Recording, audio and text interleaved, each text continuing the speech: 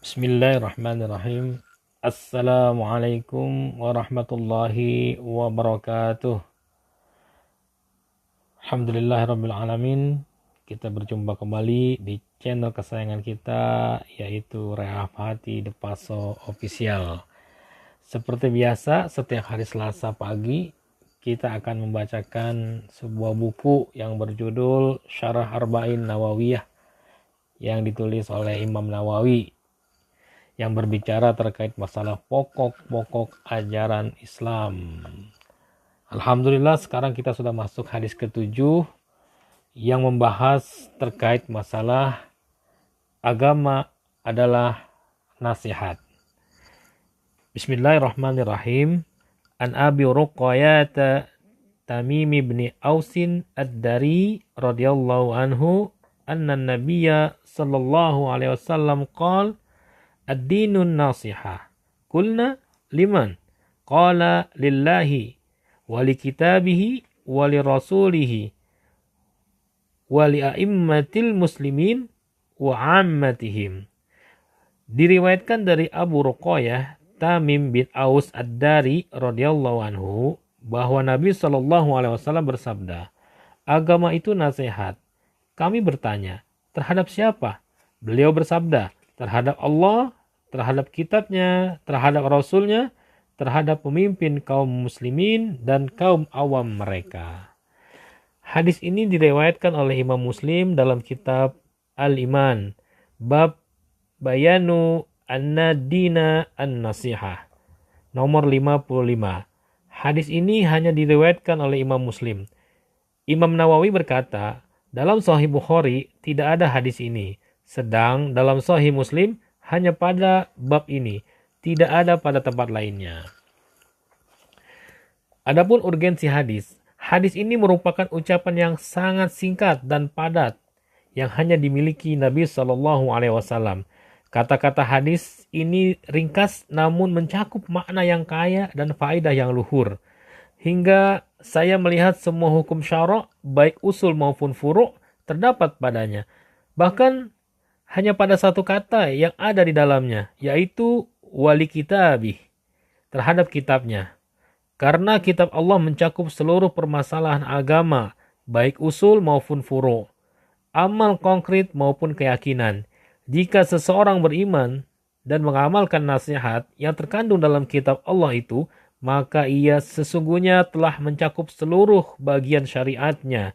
Allah berfirman dalam surah Al-An'am ayat 38 yang artinya, tidaklah kami alpakan sedikit pun dalam Alkitab. Karenanya ada ulama yang berpendapat bahwa hadis ini merupakan poros agama Islam. Makna kata dalam hadis, ad-dinu, maksudnya adalah al-millah, syariat, yaitu dinul Islam. Bahwa tiang dan penopang agama adalah nasihat. Nasihat adalah kata-kata yang mengekspresikan keinginan baik bagi orang yang dinasehati. A'immatul muslimin, para pemimpin kaum muslimin. Ammatuhum maksudnya adalah seluruh umat Islam selain pemimpin. Pemahaman atau pelajaran yang bisa dipetik dari hadis, yang pertama adalah nasihat terhadap Allah. Apa yang dimaksud dengan nasihat terhadap Allah?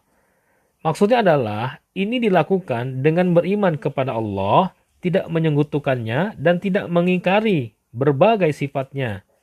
Menyifatinya dengan sifat kesempurnaan dan keluhuran, mencikannya dari segenap kekurangan, ikhlas dalam beribadah kepadanya dan senantiasa menaati dan tidak berbuat maksiat, cinta dan benci karenanya, mengikuti orang-orang yang patuh kepadanya dan memusuhi siapapun yang berbuat maksiat padanya.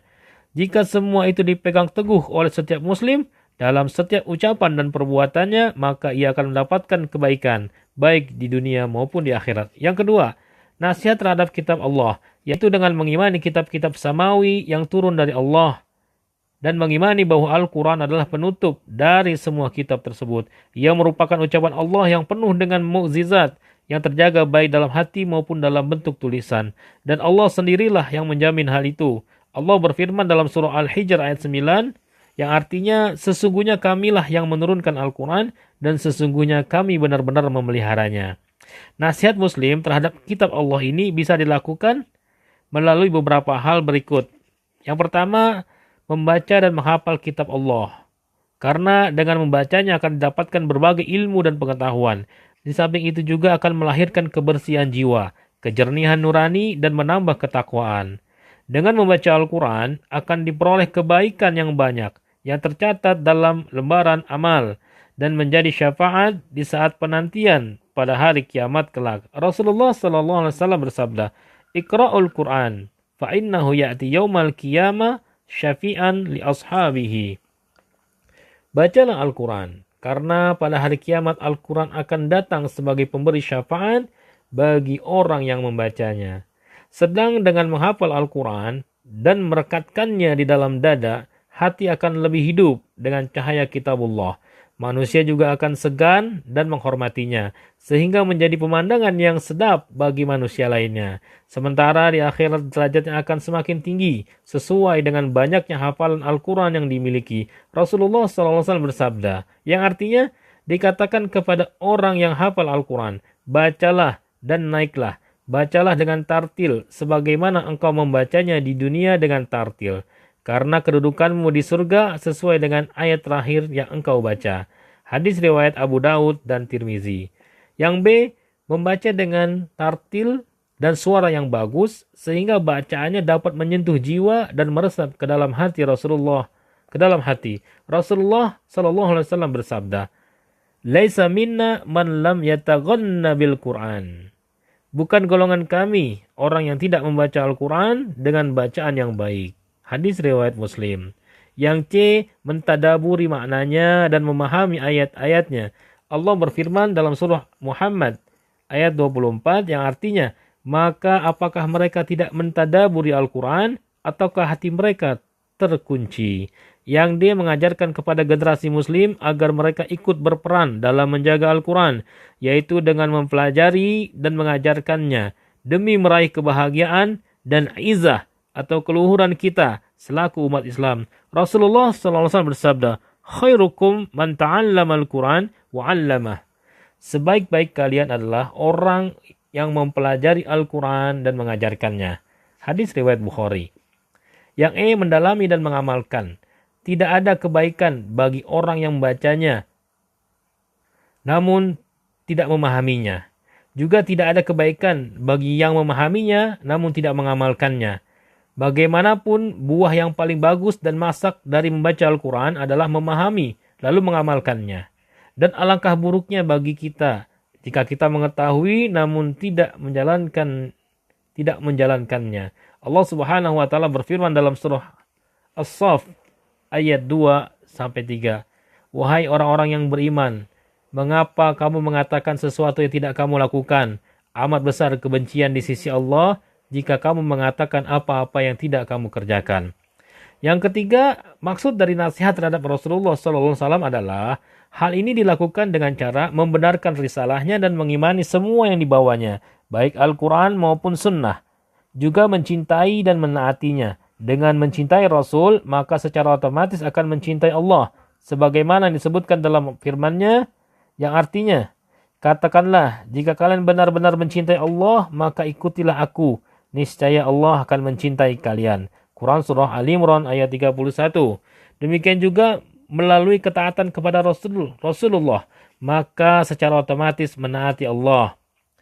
Allah Subhanahu wa taala berfirman dalam surah An-Nisa ayat 80 yang artinya, barang siapa yang taat kepada Rasul, sesungguhnya ia telah menaati Allah.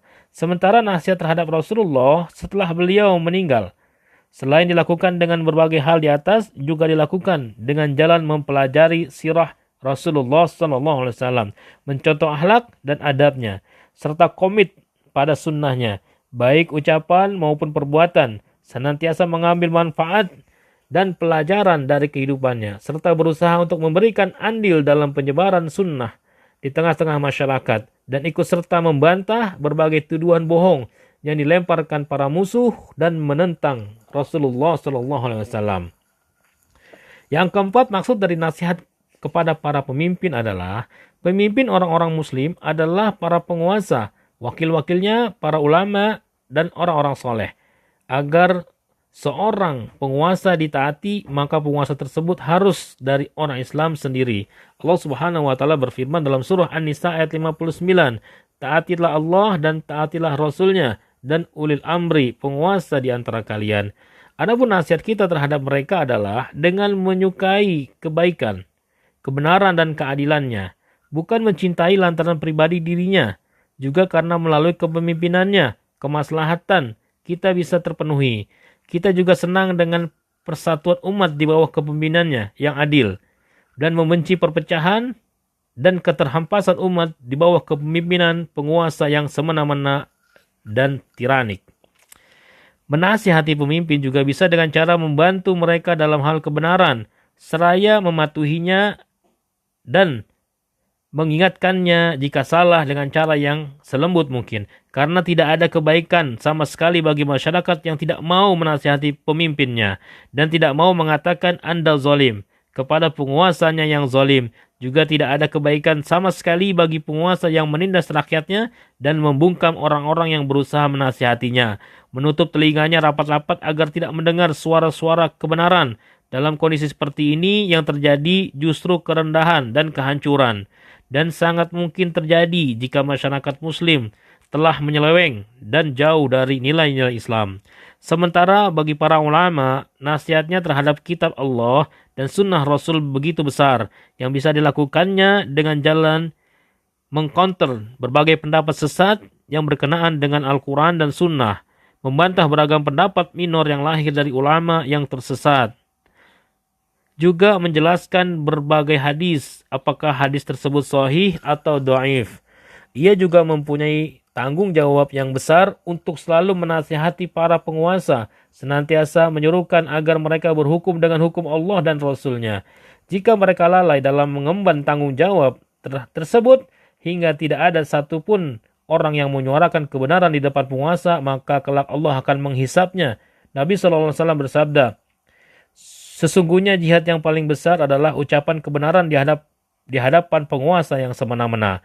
Para ulama juga akan dimintai pertanggungjawaban jika mereka justru memuji penguasa yang semena-mena, bahkan menjadi contoh, menjadi corong mereka. Sungguh besar perbedaan antara manut dalam memenuhi seruan kafilah ulama dengan menjadi jongos dalam kawasan para kaki tangan penguasa. Sedang nasihat kita terhadap para ulama adalah dengan senantiasa mengingatkan mereka terhadap tanggung jawab tersebut. Mereka selalu mempercayai setiap hadis yang diucapkan. Jika memang mereka orang yang bisa dipercaya, juga dengan jalan tidak mencerca mereka. Karena hal tersebut dapat mengurangi kewibawaannya dan menjadikan mereka bahan tuduhan. Yang kelima, nasihat terhadap umat muslim secara keseluruhan. Nasihat terhadap masyarakat muslim dilakukan dengan cara menuntun mereka menuju berbagai hal yang membawa kebaikan, baik bagi dunia mereka maupun akhirat mereka. Sangat disayangkan bahwa ada sebagian muslim yang mengabaikan tugas ini, di mana mereka tidak mau menasihati muslim yang lain, terutama masalah yang bertautan dengan urusan akhirat. Dalam menunaikan nasihat, seharusnya tidak terbatas dengan ucapan, tapi juga harus diikuti dengan amalan. Dengan demikian, nasihat tersebut akan terlihat nyata dalam masyarakat muslim sebagai penutup keburukan, pelengkap kekurangan, pencegah bahaya, pembawa kemaslahatan, perintah pada yang ma'ruf, pencegah dari kemungkaran, penghormatan bagi yang besar, kasih sayang terhadap yang lebih kecil, dan tameng bagi tindakan penipuan dan kedengkian. Ini semua harus dilakukan meski bahaya mengancam seseorang yang memberikan nasihat. Yang keenam, nasihat yang paling tinggi derajatnya. Nasihat yang paling tinggi adalah nasihat yang diberikan ketika seseorang dimintai nasihat terhadap satu masalah.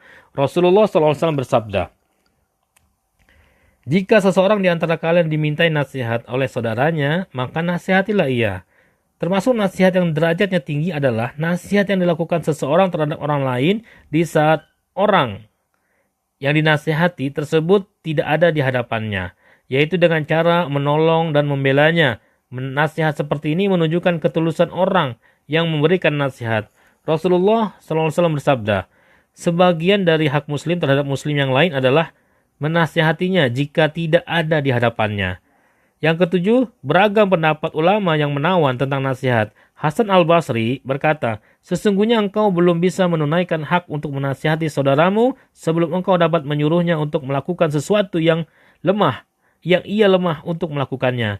Abu Bakar al-Mazani berkata, yang membuat Abu Bakar lebih tinggi derajatnya dari sahabat-sahabat yang lain bukanlah puasa atau sholat, namun karena sesuatu yang ada di dalam hatinya, dan yang ada di hatinya adalah kecintaan kepada Allah dan nasihat terhadap makhluknya.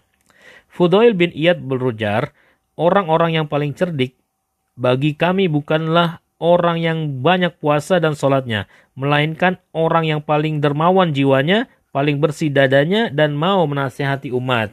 Yang kedelapan, adab dalam memberikan nasihat.